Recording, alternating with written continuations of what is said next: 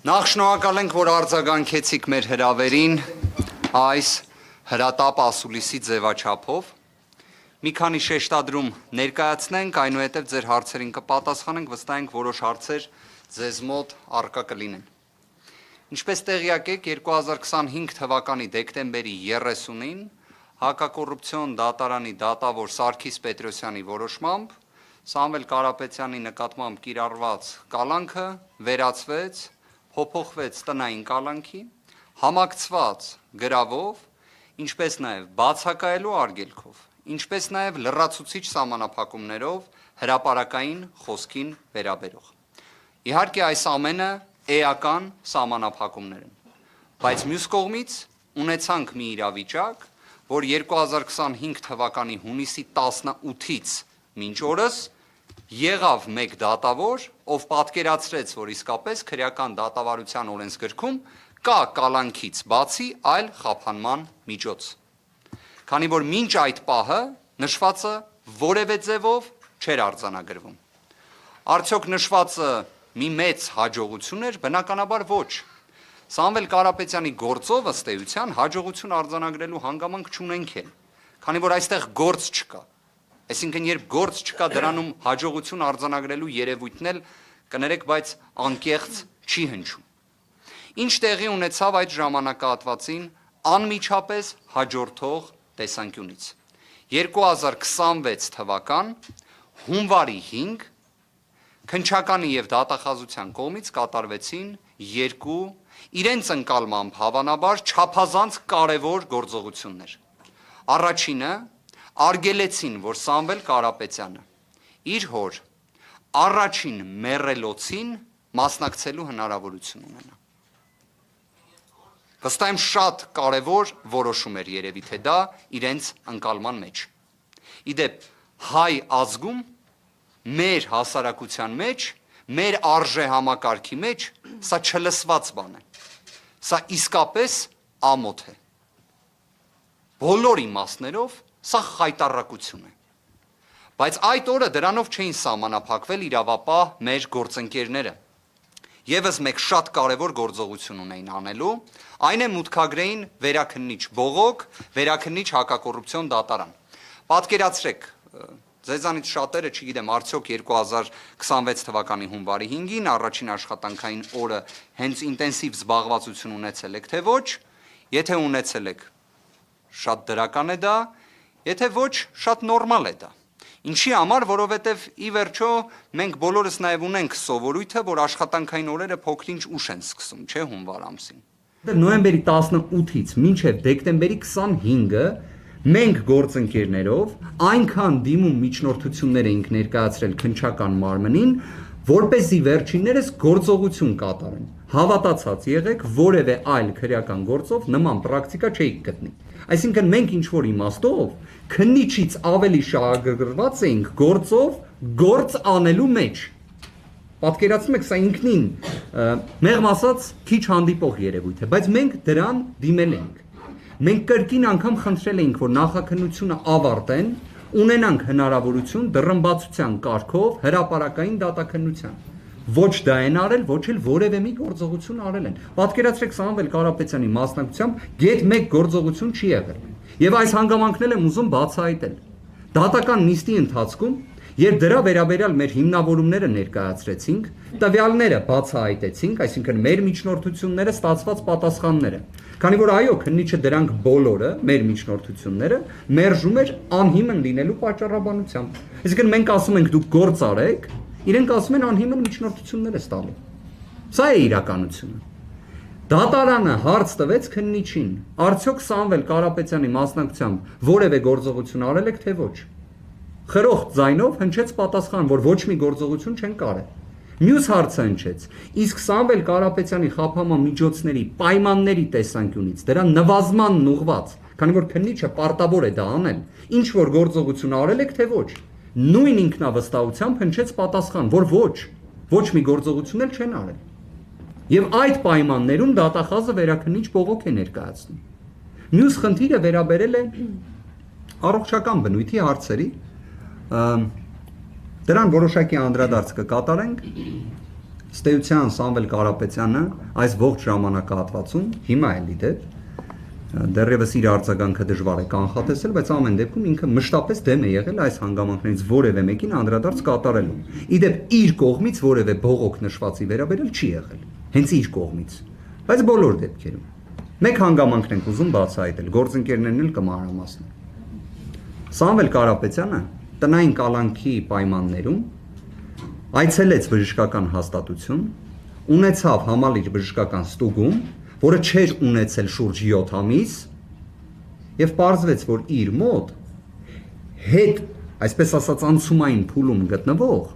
թոքաբորբ է երկկողմանի, որը ախտորոշվել է փաստացի արդեն այսօր, այնպիսի պայմաններում, որ դա ունեցել է 2 ամսվա վաղեմություն։ Այսինքն գտնվելով քրեակատարողական հիմնարկում, երկկողմանի թոքաբորբով անձ է լինում Սամվել Կարապետյանը։ Եվ դա չի ախտորոշվում, դա չի արձանագրվում։ Դուք պատկերացնում եք պայմանները։ Մեկ բողոք Սամվել Կարապետյանի կողմից սրա վերաբերյալ չի եղել։ Այլ հարց, թե արդյոք մենք որպես իր պաշտպաններ դա տեսել ենք, թե ոչ։ Մեր կողմից գրություններ գրվել են։ Եվ պաշտոնատար անձինք, որոնք պարտավոր են այդ ստուգումը բժշկական նվազագույն ապահովելու,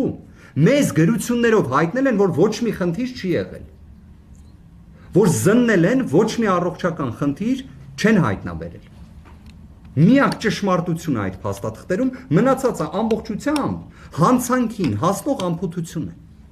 Այն է, որ Սամվել Կարապետյանի կողմից գանգատներ չեն ներկայացվել։ Այդ փաստաթղթում միակ ճշմարտությունը դա է։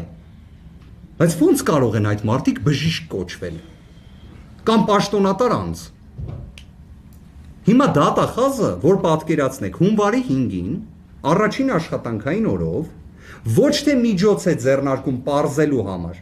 քննիչը ջանասիրություն դրսևորում է, թե ոչ։ Սամվել Կարապետյանի առողջական վիճակը ինչպես է եւ այլ մեկ գործողություն ունի անելու։ Դա բողոք ներկայացնելն է։ Իդեպ արձերն էլ մուտք են արել, որ պատկերացնեք հարգելի գործընկերներ։ Հիմքն էլ նրանում է, կարճ ասած։ Ինչի համար կալանք չլինի։ Դա է։ Այսինքն շարադրված է քրեական դատավարության օրենսգրքի շաբլոնային ձևակերպումները, որոնք վերաբերում են կալանքին։ Եվ պատասխանն է, ինչի չլինի կալանք։ Իսկ ինչ վերաբերում է ջանասիրության հետ կապված կամ այլ հանգամանքներին, մեկ նախադասությամբ պարզապես արձանագրվում է, որ դրա հետ համաձայն չի դատախազը։ Լավ, ինչի հետ պետք է համաձայն լինեն։ Անկեղծ, լավ, ինչ պետք է լինի։ Այսինքն պատկերացումը մեր հարգարժան իրավապահների նրանում է, որ բոլորը լինեն կալանավորված։ Մեկ դատավորի մասին հայտնի պատմություն կա։ Շատ հայտնի դատավոր է իդեպ, շատ հայտնի։ Ասում են, երբ ինքը փողոցով քայլում է եւ մարդ է տեսնում, տխրում է, որտեվ ասում է, չէ, որ այս մարդուն կարող է կալանավորած լինել։ Չէ, իդեպ, բայց շատ հեռու չեք։ Հիմա լավ, այս տրամաբանությամբ պետք է մոտենանք մենք քրեական վարույթներին։ Մյուս հանգամանքն էլ, որ հակիրճ նշեմ եւ խոսքը փոխանցեմ գործընկերներիս։ Երեք նկատեցի, որ հրապարակայնորեն 2025 թվականի հունիսի 17-ին Սամվել Կարապետյանի նկատմամբ քաղաքական հետապնդման մեկնարկը, ցուցումը, հանձնարարությունը տված Նիկոլ Փաշինյանի կողմից մի քանի, կարծես ռետորական կամ ոչ ռետորական հարցադրում հնչեց։ Ինչ է արդարությունը, ինչ է արդարադատությունը, ինչ է դատավորի խիղճը։ Այս հարցերին պատասխանները այնքան հեշտ են։ Եթե ուզում ենք հասկանանք, թե ինչ է արդարադատությունը, առաջինը դա նրա մասին է, որ օրինակ Facebook-յան արդարադատություն պետք է չլինի։ Չպետք է հրապարակային ցուցումներ տրվեն, թե ով պետք է կալանավորվի, ում նկատմամբ քրեական վարույթ հարուցվի, քրեական վարույթ հարուցելուց հոդվածները նշվեն։ Արդարությունը ո՞րն է։ Արդարությունը, գիտեք, մեր հասարակությունը շատ լավ պատկերացնում է, թե ո՞րն է։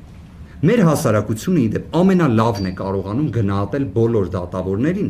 եւ այդ տեսանկյունից, թե ո՞րն է արդարադատությունը եւ ո՞րն է արդարությունը։ Դատավորի խիղճը, օրինակ, ինչ եք կարծում, կարող է ունենալ խիղճ կամ կարող է ունենալ արդարադատության նվազագույն հնարավորություն մի դատավոր, որը արդեն իսկ մի քանի ամսվա ընթացքում 3 արքեպիսկոպոսի կալանավորելու վերաբերյալ որոշում է կայացրել։ Ունենք կարող է ունենալ։ Իդեպ, միջազգային փորձը այս հարցերին, որոնք թվում էր թե այսպես ասած հանրությանը որպես շատ բարդ հարցադրումներ են մատուցվում, հա, դրա պատասխանները տրվել է։ Արդարադատության եւ արդարության համար, որոնք իրար փոխ լրացնող են։ Առաջին երաշխիքը մարդասիրությունն է։ Տարական մարդասիրությունը։ Տարական, որ մարդիկ կալանքը չֆետիշացնեն, այդ ժամանակ լինում է արդարություն, այնուհետև արդարադատություն։ Տարական մարդասիրության արկայությունն է երաշխիքը, որ լինի արդարություն, որ լինի արդարադատություն եւ դատավորների խիղճ գոյություն ունենա։ Երկրորդ հանգամանքն էլ կա։ Կոչվում է իրավունքի գերակայություն։ Շատ պարզ բանաձև։ Իրավունքի գերակայության դեպքում մարդկանց պարզապես չեն կալանավորում։ Կամ կալանավորելուց հետո համարձակություն չի լինում կալանքը վերացնելը կամ փոխելը։ Ես տեսել եմ, ինչպես էին օրինակ լրագրողները որակում Սամվել Կարապետյանի կալանքի վերացումը եւ կամ փոփոխումը որպես համարձակություն։ Հասել ենք այդ օրվան, որ բանտային կալանքը տնային կալանքով փոխարինելը դարձել է համարձակություն, բայց դա է մեր իրականությունը։ Եվ որ պատկերացնեք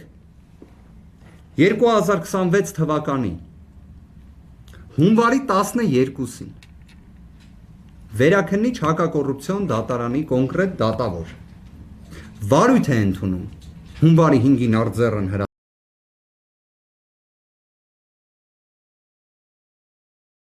հրատապ կարգով մուտքագրված դատախազի բողոք։ Իրավական գործեր լուսաբանող մեր հարգարժան գործընկերները գիտեն, որ Վերաքննիչ Ացյանում գործերով հիմնականում լուծումները լինում են գրավոր ընթացակարգով 10-օրյա ժամկետում։